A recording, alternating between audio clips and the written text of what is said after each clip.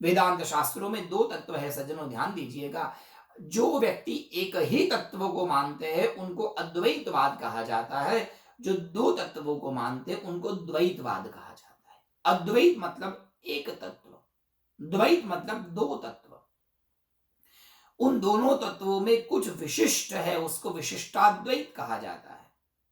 और उन सभी में कोई शुद्ध तत्व है, उसका प्रतिपादन शुद्धाद्वैत वेदांत में किया है, जो मेरे पीएचडी का विषय था वेदांत पढ़ते समय। ये वेदांत में बहुत ही स्पष्ट रूप से कहा गया है, ईश्वर एक तत्व है, वो एक तत्व को हम ब्रह्म कहते हैं, परंतु वो ब्रह्म निर्गुण है, निराकार है, और निर्गुण निराकार ब्रह्म कुछ नहीं कर सकता। निर्गुण निराकार ब्रह्म को यदि कुछ काम करना है तो द्वितीयम ऐक्षत, उसको कोई एक और तत्व चाहिए, और वो जो दूसरा तत्व है वो है माया। तो वो माया क्या है, माया ने कितने अवतार लिए, माया की शक्ति कितनी है, माया और शक्ति ने कितनी बार कितने कितने रूपों को धारण किया, ऐसे कई प्रश्न जैमिनी मुनि ने वेद व्यास जी को पूछा था। और तब वेद व्यास जी ने कहा कि जैमिनी मुनि, आपने बड़े ही सुंदर प्रश्न किए हैं महाराज, आपने तो प्रश्न बहुत किए, परंतु उसका उत्तर एकमात्र है, और वो है देवी भागवत।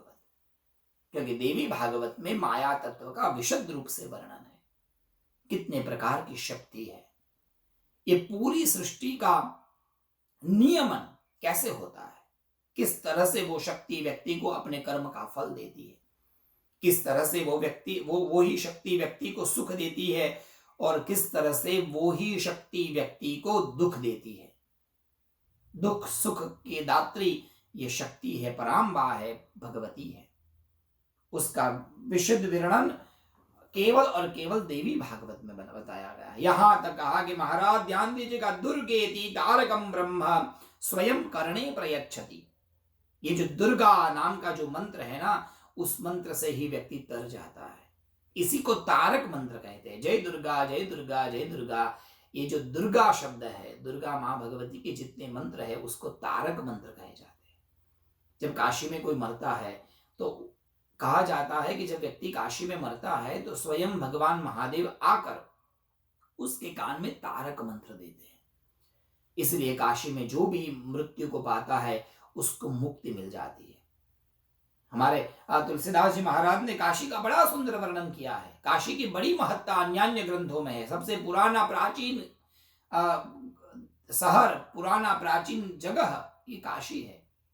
यहां तक लिखा गया कि यदि चबाने को मिले चना और पीने को गंगा जल, काशी कभी मत छाड़िए विश्वनाथ दरबार। काशी कभी नहीं छोड़ना चाहिए। विश्वनाथ का बड़ा दिव्य दरबार है वहां पर, परंतु वो विश्वनाथ की नगरी नहीं है। बोलो प्रेम से जय श्री कृष्ण। वो काशी मां अन्नपूर्णा की नगरी है। महादेव ने तो आदेश दिया था, नगरी का निर्माण अन्नपूर्णा ने किया है, उसमें बाद में भगवान शिव ने प्रकाश दिया तो वो काशी बन गई। खैर वो कथा बड़ी लंबी है, उसमें नहीं जाएंगे, परंतु काशी नगरी बड़ी सुंदर है। उस काशी नगरी में एक वरदान है परमात्मा का, जो भी व्यक्ति काशी में मरेगा उन्हें मुक्ति प्राप्त होगी, चाहे वो व्यक्ति हो क्या, चाहे मनुष्य हो क्या, चाहे जीव जंतु हो, चाहे पशु हो, सबको मुक्ति भगवान देते हैं। पर मुक्ति कैसे देते हैं? कितना भी पाप किया हो, जब तक परमात्मा उसके कान में तारक मंत्र नहीं देते तब तक उसकी मुक्ति संभव नहीं है। और वो तारक मंत्र क्या है? तो देवी भागवत में लिखा है, दुर्गेति तारकम ब्रह्मा स्वयं करणे प्रयच्छति। ब्रह्म रूप परमात्मा महादेव दुर्गेति, दुर्गा ये जो तारक मंत्र है वो कान में देते हैं। इसलिए तारक मंत्र ये शक्ति का मंत्र है। शक्ति के मंत्र से ही व्यक्ति का मुक्ति के प्रति गमन होता है। और शक्ति की महत्ता तो अद्भुत रूपों से हमारे शास्त्रों में वर्णित है। ब्रह्मा विष्णु महेश ने भी शक्ति की उपासना की है। आगे जाके बड़ी सुंदर कथाएं आती रहेगी, हम उसको समझेंगे। शक्ति को समझना है, शक्ति के हाथ में कितने आयुध है, वो एक एक आयुध कहां से आए। आप तर्क बुद्धि से देखेंगे तो वैष्णवी शक्ति और शैवी शक्ति में अंतर है। जो पार्वती है उसके हाथ में त्रिशूल होता है, उसके हाथ में शिव के जितने आयुध है वो आयुध होते हैं। अब महालक्ष्मी के हाथ में देखेंगे तो कमल होगा और शंख चक्र उनके हाथ में होगा। परंतु माँ दुर्गा का स्वरूप देखिए तो वहां शंख भी है, चक्र भी है, गदा भी है, डमरू भी है, त्रिशूल भी है, तलवार भी है, वरदहस्त भी है, कमल भी है। ये सब आया कहां से? और साहब कभी आपने 8 हाथ वाली स्त्री देखी? बोलो जय श्री कृष्ण। मुश्किल है, 8 हाथ वाली स्त्री को यदि देखें तो डर जाएंगे हम तो। ये तो माँ भगवती मूर्ति में है, इसलिए हमको है कि भाई ये ऐसी भी हो सकती है दुर्गा। परंतु 8 हाथ है क्या? ये 8 हाथ में धारण की हुई शक्ति का अर्थ क्या है? क्यों 8 हाथ है? क्यों माँ शेर पर बैठी, क्यों माँ व्याघ्र पर बैठी? उसकी बड़ी सुंदर कथानके यह देवी भागवत में है। वेद व्यास जी महाराज ने जैमिनी मुनि को कहा कि महाराज ये शक्ति तत्व बड़ा ही अद्भुत है। जो भी व्यक्ति इस शक्ति तत्व को जान लेता है वो अपने सर्वस्व को जान लेता है, वो सर्वस्व को पा लेता है। स्वयं की शक्ति को जो जान लेता है वो ही ब्रह्म ज्ञानी बनता है, वो ही परम ज्ञानी बनता है। शक्ति की महत्ता बहुत बड़ी है।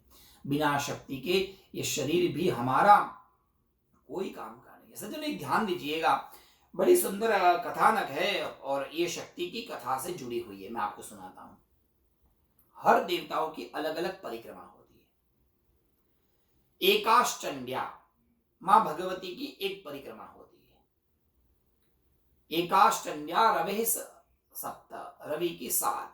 तीसरा कार्या विनायके, भगवान गणपति की 3 परिक्रमा होती है। भगवान नारायण की 4 परिक्रमा और शिवस्यार्धा परिक्रमा, भगवान शिव की केवल आधी ही परिक्रमा होती है। शिव जी के मंदिर की परिक्रमा आप पूरी नहीं कर सकते, यदि पूरी की तो दोष लगता है, ऐसा शिव पुराण में बताया। उसके पीछे एक कथा है, आप बड़े ध्यान से सुनिएगा, बड़ी अच्छी कथा है। एक बार कैलाश पर्वत पर भगवान शिव और पार्वती एक पत्थर पर बैठे थे। 7 ऋषि वहां पर गए और 7 ऋषियों मिलकर भगवान शिव को एक एक प्रश्न कर रहे थे। भगवान शिव आदि गुरु है और आदि गुरु के पास तो हर एक प्रश्न के उत्तर होते ही है। सभी ऋषि मुनि ने भगवान शिव को एक एक प्रश्न पूछे और महादेव ने भी बड़ी ही विनम्रता से उन प्रश्नों के उत्तर बड़ी अच्छे ढंग से दिए। लोग बहुत खुश हुए, बहुत आनंद हुआ, अच्छी ज्ञान गोष्ठी हो गई, अच्छी चर्चा हो गई। प्रश्न से ही व्यक्ति के जीवन में उनके शंका का निवारण होता है। परंतु प्रश्न भी 2 प्रकार का होता है। प्रेम से बोलो जय श्री कृष्ण। एक प्रश्न होता है उत्तर के लिए और एक प्रश्न होता है प्रश्न पूछने के लिए। कई लोग ऐसे प्रश्न पूछते हैं केवल पूछने के लिए, उसको उत्तर से कोई लेन देन नहीं है। पंडित जी सबसे पहले अंडा आया या मुर्गी आई? उसका कोई उत्तर ही नहीं है। पंडित जी सुधा माँ के माता पिता का नाम क्या था? श्रवण के माता पिता का नाम क्या था? अब ये सब प्रश्नों के उत्तर से कोई फायदा नहीं है।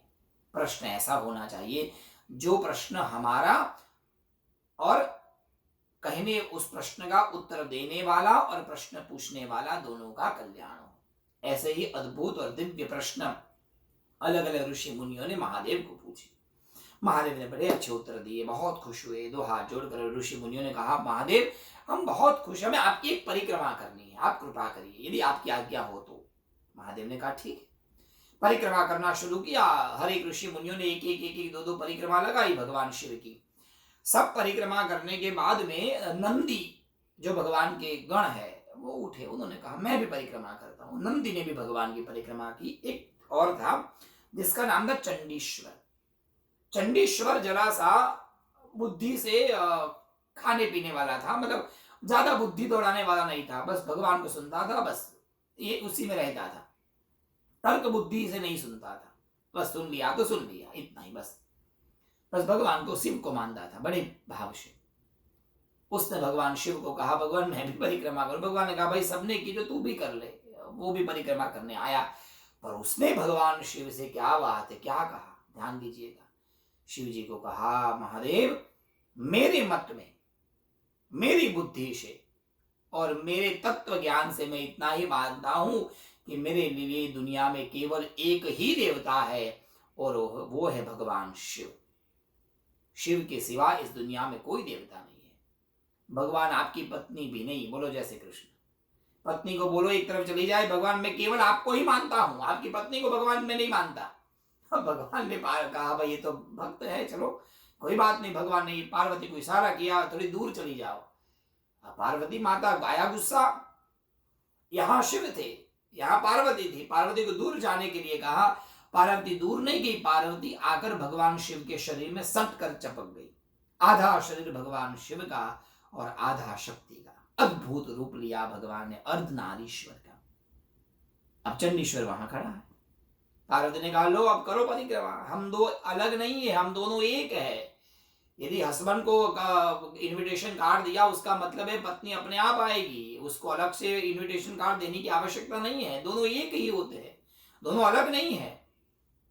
भाई ठीक है। अब ये भी बड़ा होशियार चंडीश्वर साहब, उसने भी बड़ी बुद्धि लगाई, भमरा बन गया और महादेव के अंगूठे से शुरू किया, आधा ऊपर गया और भगवान शिव की आधी परिक्रमा की। भगवान महादेव खुश, वाह मेरे भक्त वाह, बड़ी बुद्धि लगाई, आज के बाद मैं वरदान देता हूं दुनिया में लोग मेरी आधी ही परिक्रमा करेंगे। पार्वती को आया गुस्सा, बोलो जय श्री कृष्ण।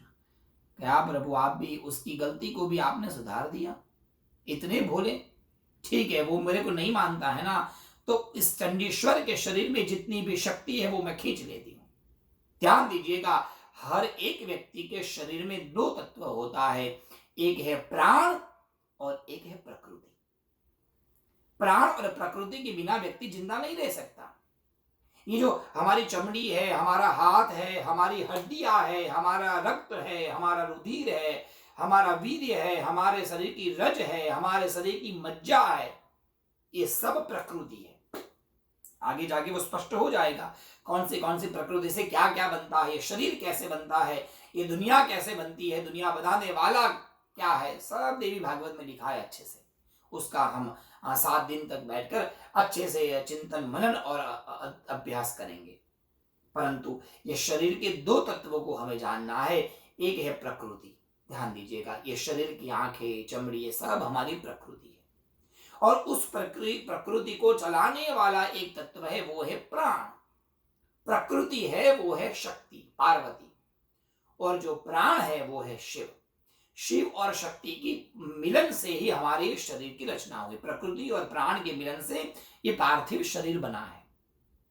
अब देवी ने कहा भाई प्राण को ही मानता है, शिव को ही मानता है, लाओ मैं मेरी शक्ति ले लेती हूं। साहब एक क्षण में भगवती दुर्गा ने, पार्वती ने चंडीश्वर के शरीर से शक्ति खींच ली और एक ही क्षण में उसका शरीर मिट्टी बन गया और ढेर बनकर नीचे गिर गया। उसमें केवल प्राण थे, प्रकृति नहीं थी। प्रकृति के बिना ये प्राण आधा अधूरा है। प्राण को कहीं ठहरना है तो उसको प्रकृति का एक कटोरा चाहिए, प्रकृति रूपी अधिष्ठान चाहिए। ये प्रकृति ये प्राण का अधिष्ठान है और प्राण प्रकृति का अधिष्ठान है। दोनों में अन्योन्य संबंध आचार्य शंकर ने माना है। दोनों में एक दूसरे का संबंध है। बिना प्राण के प्रकृति अधूरी और बिना प्रकृति के प्राण आधा। परंतु चंडीश्वरी मानता नहीं था। देवी ने शक्ति खींच ली, मिट्टी का ढेर बन गया। अंदर से प्राण ने आवाज किया, मां मेरी गलती हो गई, आपने तो सब कुछ ले लिया, मेरा सर्वस्व खत्म कर दिया मां आपने। क्यों? तुम तो केवल प्राण को मानते हो, तुम्हारे लिए तो शक्ति कुछ नहीं। कान पकड़ा चंडीश्वर ने, मां मेरी गलती हो गई, मुझे मेरी प्रकृति वापस दे दो।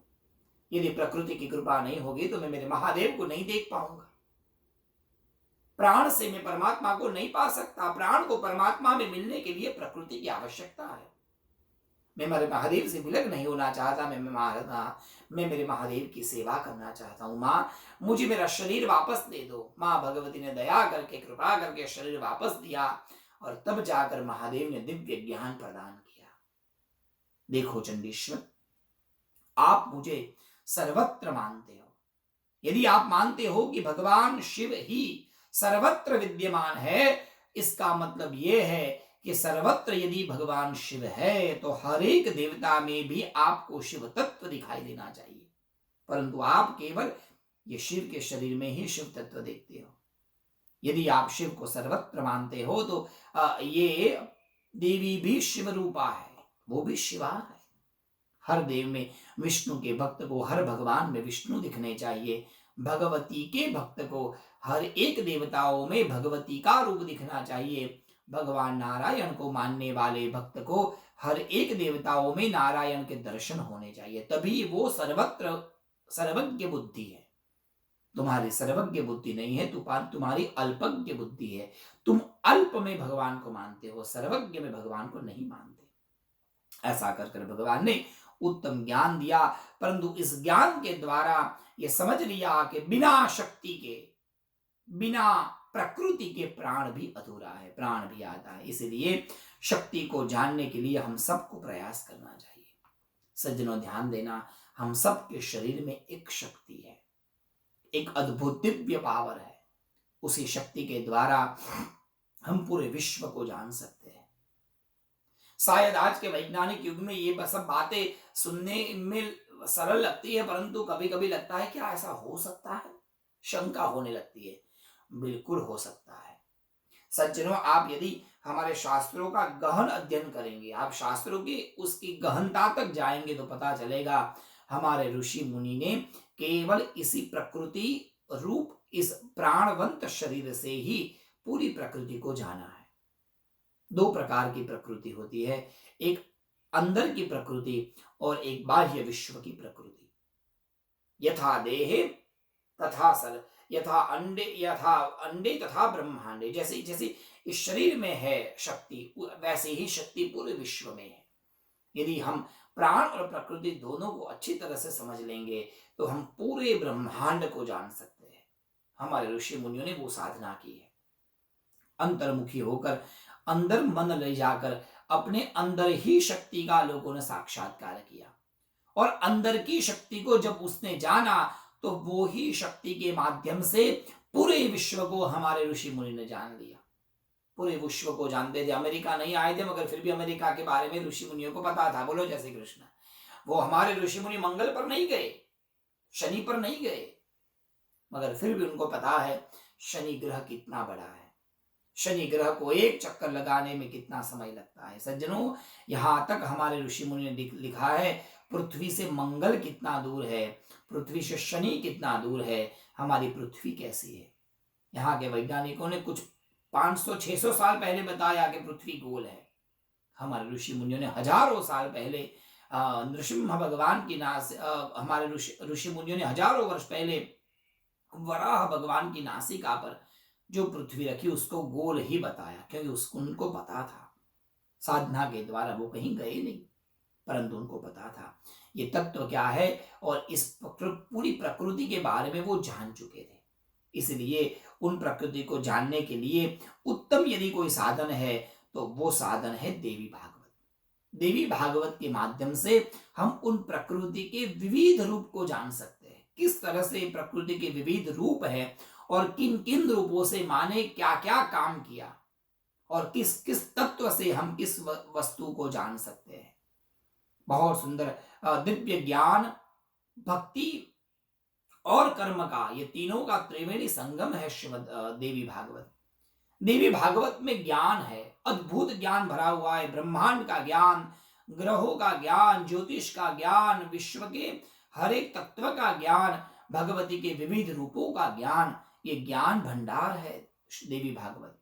साथ साथ में इसी ग्रंथ में भक्ति भी भरी है, सुंदर भक्ति भी है। यदि कोई, भाई दुनिया में बहुत होते जिनको ज्ञान के प्रति बहुत इच्छा ही नहीं होती है, वो ज्यादा पढ़ना लिखना नहीं जानते।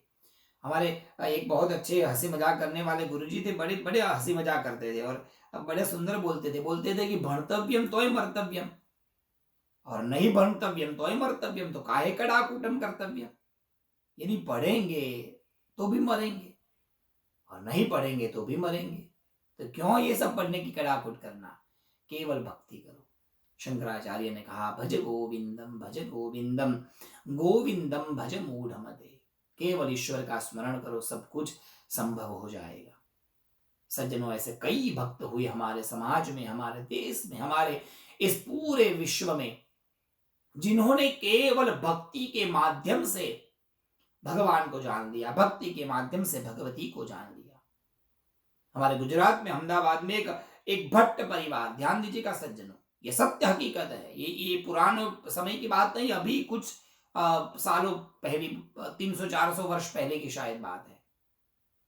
एक ब्राह्मण परिवार में दो पुत्र थे, एक का नाम था वल्लभ भट्ट और एक का नाम था धौड़ा भट्ट।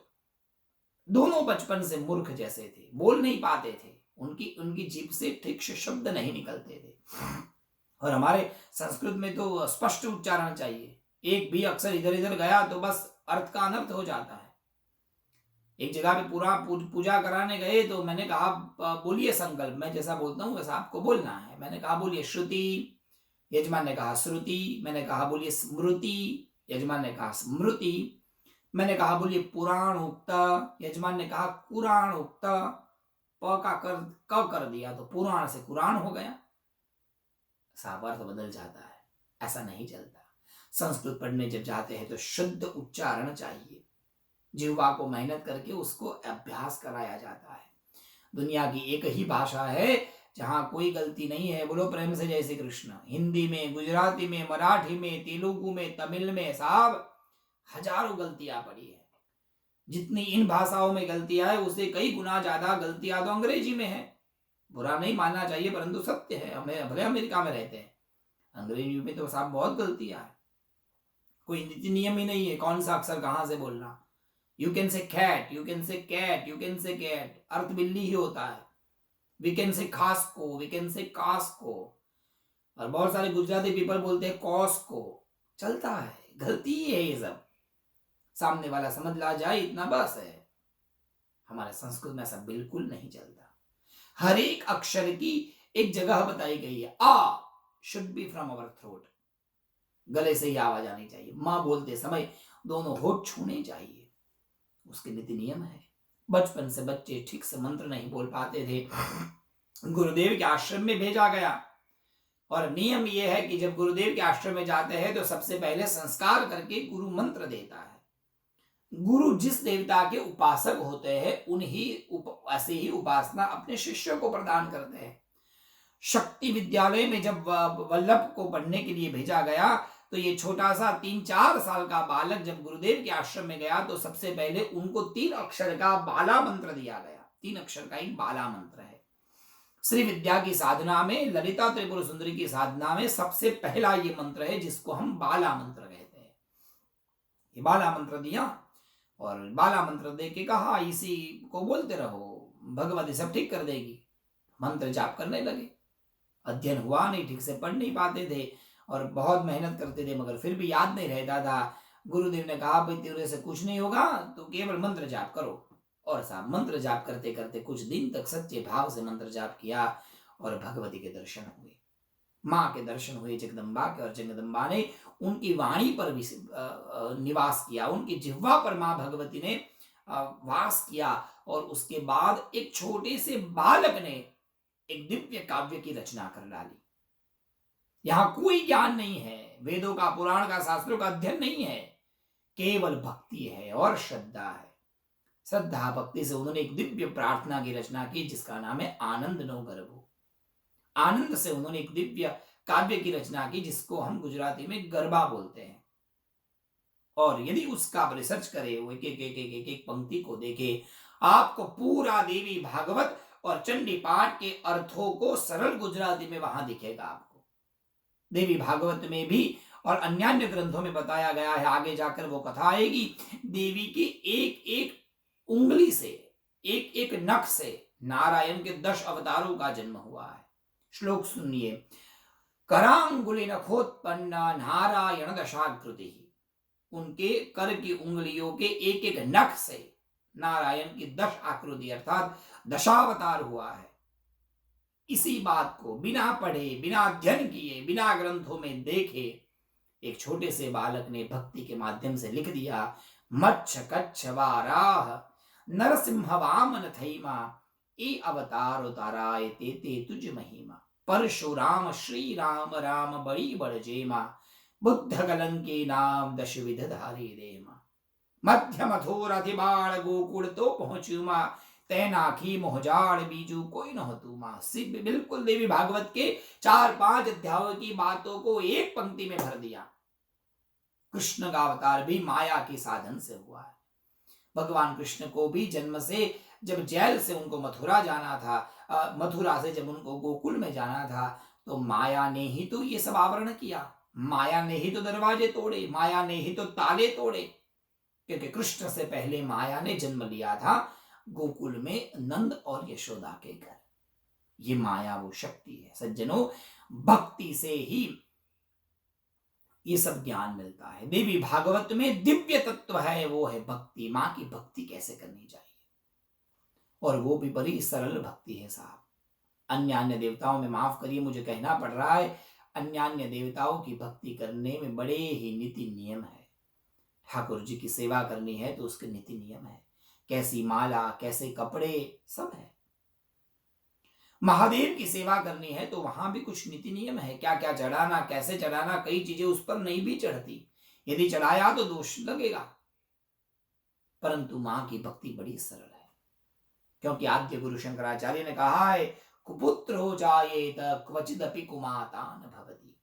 आप कितनी भी गलती करो, पिता एक झापट मार सकते हैं, बोलो जय श्री कृष्ण।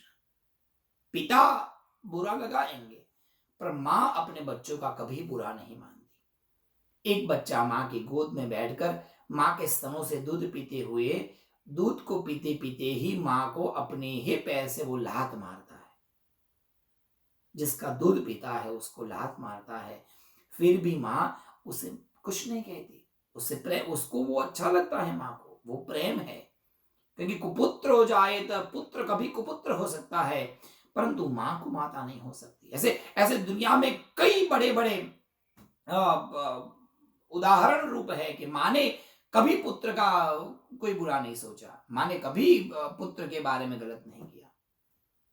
एक हमारे गुजरात में एक बहुत बड़ा ट्रस्ट है जामनगर में, आनंदा बाबा ट्रस्ट, उनके आचार्य से मैंने ये बात सुनी थी साहब। वहां एक वृद्धाश्रम है, और वृद्धाश्रम की उन्होंने बात बताई थी। एक पुत्र ने अपनी मां को छोड़कर वहां वृद्धाश्रम में डाल दिया, और हर महीना मां को कुछ पैसा भेजता था मां के खाने के खर्चे के लिए। समय बीतता गया, मां और वृद्ध हुई। कभी कभी बच्चा मां को मिलने आया करता था, समय बीतता गया, मां और बूढ़ी हुई, अब मृत्यु के समय पर थी। यहाँ पुत्र किसी की बर्थडे पार्टी में गया और यहाँ मां ने अपना प्राण छोड़ा। बहुत बार फोन करवाया, भाई आओ आप, मां अंतिम सांस ले रही है, उसकी जीव नहीं निकल रहा। पुत्र नहीं पहुंच पाया, और जब घर पर आया तो समाचार मिले मां मर गई है। अब जाना था, परंतु घर पर बहुत लोग आए थे, नहीं जा पाया। कहा एक काम करो, आप पैसा ले लो, मां के अंतिम संस्कार कर दो, मेरे पास समय नहीं है। ये सत्य हकीकत है साहब। और आश्रम वालों ने मां के अंतिम संस्कार कर दिए। 2-4 दिन बीत गए और बच्चे ने सोचा लाओ जाकर मिल के आता हूँ, कि खर्चा जो हुआ वो देकर आता हूँ। बच्चा गया आश्रम में खर्चा देने के लिए। आश्रम वालों ने कहा हमें कुछ नहीं चाहिए, हमने सब कुछ कर दिया, परंतु तुम्हारे माँ की एक अटैची पड़ी है, वो ले जाओ तुम, कुछ सामान है उसमें।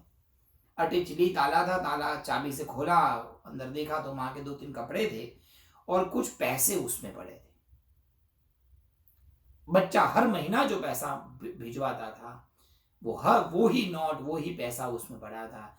एक चिट्ठी लिखा था उसमें, बेटा आश्रम में मुझे सब कुछ मिलता है, मुझे पैसे की कोई आवश्यकता नहीं है, पर बेटा मैं ये पैसा तेरे लिए इकट्ठा करती हूँ, कभी तुम्हें आवश्यकता पड़े तो तुम ये पैसा तुम्हारे लिए ले जाना। साहब उस समय पुत्र के पैर से जमीन निकल गई। मैंने जिसको छोड़ दिया उसने मुझको कभी नहीं छोड़ा, क्योंकि कुपुत्रो जायेत क्वचिदपि कुमाता न भवति। मां कभी कुमाता नहीं हो सकती, क्योंकि इसीलिए श्रीमद् देवी भागवत में मां भगवती की भक्ति के बारे में अद्भुत ज्ञान दिया है। ज्ञान, भक्ति और साथ में वैराग्य। वैराग्य की बातें भी देवी भागवत में अद्भुत रीति से बताई है। किस तरह से वैराग्य होना चाहिए, व्यक्ति का जीवन कैसा होना चाहिए, कर्म के सिद्धांत क्या है, किस किस तरह से कर्म से व्यक्ति सुखी एवं दुखी होता है, कौन सा कर्म व्यक्ति को कब क्या फल देता है, और उस फल से बचने के लिए हमें क्या क्या करना चाहिए, ये बहुत विस्तृत विस्तार पूर्वक श्री देवी भागवत में बताया गया है। बहुत सुंदर बात है, कर्म के सिद्धांत की भी बातें। तो कर्म, भक्ति और ज्ञान का ये त्रिवेणी संगम है देवी भागवत। देवी भागवत एक ऐसा ग्रंथ है जहां मां भगवती के विविध सिद्ध पीठों के बारे में बताया है। सज्जनों ध्यान देना, मां भगवती के 3 प्रकार की पीठ है, शक्ति पीठ, सिद्ध पीठ और साधना पीठ। ये 3 जगह पर, 3 पीठों में मां भगवती का प्रागट्य हुआ है। देवी तत्व को जानना है, देवी तत्व का अनुभव करना है, तो उसको मां भगवती की पीठ में, उनके देवालय में, मंदिर में जाकर हमें उस अनुभव को करना चाहिए। जब आप जाएंगे तब आपको अनुभव होगा कि उस शक्ति पीठ में कितनी शक्ति है। तो मां भगवती के जितने मंदिर है इस दुनिया में, उन उन मंदिरों को हम 3 भाग में विभक्त कर सकते हैं। उसमें से एक है शक्तिपीठ। ध्यान दीजिएगा, सती माता के अंग जहां जहां गिरे उनको हम शक्तिपीठ कहते हैं। तो करीबन 51 जगह पर मां भगवती के अंग गिरे, उसकी कथा हम कल सुनेंगे। एक एक जगह पर जहां जहां अंग गिरा वो शक्तिपीठ बना। परंतु दुनिया में 51 शक्तिपीठ को छोड़कर भी बहुत सारे प्रसिद्ध मंदिर है। उसमें एक वैष्णव देवी भी है। बोलो प्रेम से जय श्री कृष्ण। वैष्णव देवी में मां के अंग नहीं गिरे, वैष्णव देवी की कुछ और कथा है। तो उसको कहां गिनेंगे? वैष्णव देवी को हम सिद्ध शक्तिपीठ में गिनेंगे? नहीं, उसको हम सिद्ध पीठ में गिनेंगे। मां भगवती की कृपा से अपने मां के भक्तों ने मां की आराधना की है, और आराधना करते करते अपने भक्त पर कृपा करके मां भगवती ने वहां स्वयं मां भगवती वहां आई। कभी एक पुत्री बनकर, कभी कोई रूप लेकर, कभी पशु बनकर, कभी पक्षी बनकर। जहां जहां मां भगवती ने अवतार लिया अपने भक्तों की रक्षा के लिए, वो है सिद्धपीठ। भारत में अन्य प्रदेशों में ऐसे कई सिद्धपीठ है। भले वो शक्तिपीठ नहीं है, वहां मां का अंग नहीं गिरा, परंतु वो सिद्धपीठ है। वहां स्वयं मां भगवती प्रकट हुई एक जमाने में, और जब वहां भगवती प्रकट हुई तो वो जगह वहां प्रसिद्ध हो गई, इसलिए वो सिद्ध है। और एक है साधना पीठ, जो हम सबके घर में है। बोलो प्रेम से जय श्री कृष्ण। हम सबके घर पे साधना पीठ है। मां की मूर्ति जहां रख दी, सच्चे मन से, सच्चे भाव से जहां व्यक्ति ने साधना शुरू कर दी, समय जाते जाते जाते जाते कुछ दिनों में, कई दिनों के बाद में वो तस्वीर, वो ही माता की फोटो, वो ही माता की चुन्नी, वो ही माता का त्रिशूल, वो ही माता का दीप हमारी साधना का केंद्र बन जाता है। और जब वो साधना का केंद्र बन जाता है तो उसी साधना से व्यक्ति सर्वस्व को पा लेता है। ऐसे कई लोग मैंने देखे हैं मेरे जीवन में। भारत में अन्य अन्य जगह पर जब जब हम जाते थे, मैंने बहुत लोगों को देखा है जो उन जगह पर अपने ही घर में बैठकर, जिन्होंने कई सालों तक साधना की, और उनकी साधना के प्रभाव से वो माँ की फोटो या वो माँ की कोई एक वस्तु वो सिद्ध हो चुकी है। वहां का दर्शन करने मात्र से आपकी इच्छा पूरी हो जाती है। ऐसे कई जगह है जिसके विषय में हम चर्चा करेंगे। एक जगह है जो मुझे बहुत पसंद है, और वो है काशी की बाला त्रिपुर सुंदरी की गुफा। अब न ये कोई शक्तिपीठ है और ना ही ये सिद्धपीठ है। आप यदि काशी दर्शन करने जाते हो तो ऐसी कई जगह है जो गुप्त है, जो आपको ज्यादा लोग नहीं दिखाएंगे। जो वहां रहा है उनको ही ये सब पता है। परमात्मा की कृपा से मुझे 12-13 साल काशी में रहने का मौका मिला। अब जब यदि काशी में जाते हैं तो मैदागिन के पास में एक गुरु गोरखनाथ जी का मंदिर है। उस गुरु गोरखनाथ जी के मंदिर में जब आप जाएंगे तो मंदिर की एक दिशा में एक छोटी सी गुफा है, और वो है साधना पीठ। अद्भुत जगह है साहब। वहां गुरु गोरखनाथ ने, मत्स्येंद्रनाथ भगवान ने वहां बैठकर साधना की है देवी की, और आज भी उनकी वो साधना का फल, वो साधना का तत्व वो गुफा में है। आप कभी जाकर बैठिए, आपको एक दिव्य अनुभूति होगी। कभी जाइए आप उज्जैन में जाएंगे, वहां राजा भर्तृहरि की एक सुंदर गुफा है, जहां राजा भर्तृहरि ने भगवती की आराधना की है। आज भी वो जगह सिद्ध है, गुफा में अंदर है। वो है साधना पीठ। अपनी अपनी साधना के द्वारा जब क्षेत्र सिद्ध हो जाता है तो उसे साधना पीठ कहा जाता है। तो 7 दिनों के माध्यम से जितना हमको समय मिलेगा उन समय में हम शक्तिपीठ, सिद्धपीठ और साधना पीठों के बारे में हम समझने का प्रयास करेंगे। हमारे गुजरात में देखिए आप, अंबाजी का मंदिर, शक्ति मंदिर है। वहां मां भगवती का हृदय गिरा है नीचे, पर पर्वत के ऊपर भी एक मंदिर है। अब कौन सा सही कौन सा गलत? तो ध्यान दीजिए, एक शक्तिपीठ है और एक सिद्धपीठ है। एक जगह पर मां शक्ति के रूप में विद्यमान है और एक जगह पर मां सिद्धि के रूप में विद्यमान है। बड़ी विस्तार पूर्वक कथा है। 7 दिनों में जरूर जुड़ना। 7 दिनों में जब जब मां भगवती मौका देगी तब तब हम उन विषयों पर चर्चा करेंगे। बड़ी ही सुंदर सुमधुर ये सब कथाएं हैं। परंतु देवी भागवत में शक्ति तत्व का उल्लेख ज्ञान, भक्ति और वैराग्य के रूप में बताया गया है। ज्ञान, भक्ति और वैराग्य का ये त्रिवेणी संगम देवी भागवत अद्भुत गंगा की धारा है, ये ज्ञान प्रवाह है। देवी भागवत में ही बताया गया, जो भी व्यक्ति इस ज्ञान प्रवाह में स्नान करेगा, जो भी व्यक्ति इस ज्ञान प्रवाह से आप्लावित हो जाएगा, उसका जीवन शक्ति की कृपा से संपन्न हो जाएगा। और जब शक्ति की कृपा होती है तो व्यक्ति को सब कुछ व्यक्ति अपने जीवन में सब कुछ पा लेता है। आचार्य शंकर ने भी केवल शिव की साधना की, शक्ति की ही कृपा से उनको सर्वस्व की प्राप्ति हुई। शक्ति को नहीं मानते थे आचार्य शंकर, स्वयं शंकराचार्य ने जब शक्ति को नहीं मानते थे तब मां भगवती ने उनको दर्शन दिए और उन्होंने देवी अपराध क्षमापन स्तोत्र की रचना की। उसका एक बड़ा सुंदर श्लोक है, चिताभस्मालेपः गरलमशनं दिक्पटधरो जटाधारी कंठे भुजगपादी पशुपति कपाली भूतेशो भजति जगदीशैकपदवीं भवानी त्वत्पाणि ग्रहण परिपाटी फलमिदम। कितना सुंदर अर्थ है।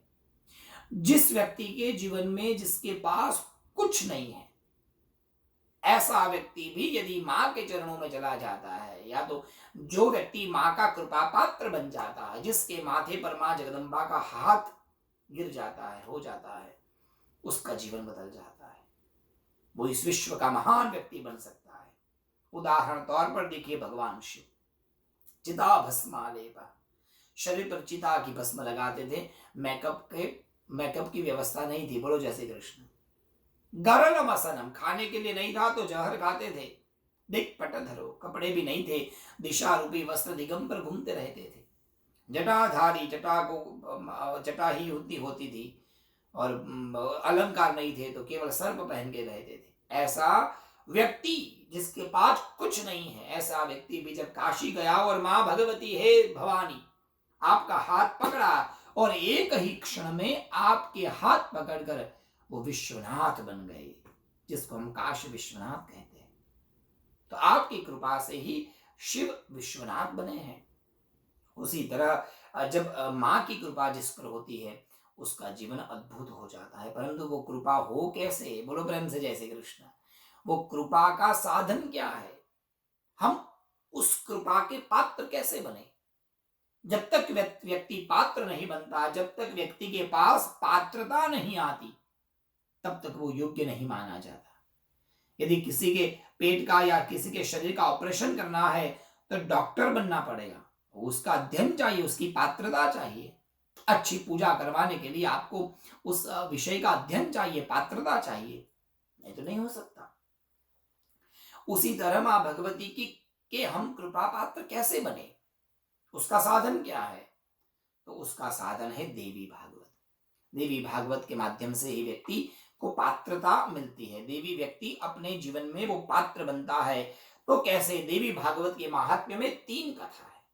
सज्जनों, मैं आपसे निवेदन करना चाहूंगा, भारत में जब पहले हम कथा करते तो सुबह 3 घंटा, शाम को 3 घंटा, इसलिए हम कथा को विस्तार से कहते थे। परंतु आजकल तो इतना समय किसी के पास है नहीं, सुनने का भी और कहने का भी। तो जो भी हमको 2-2.5 घंटा मिलता है, और वैसे भी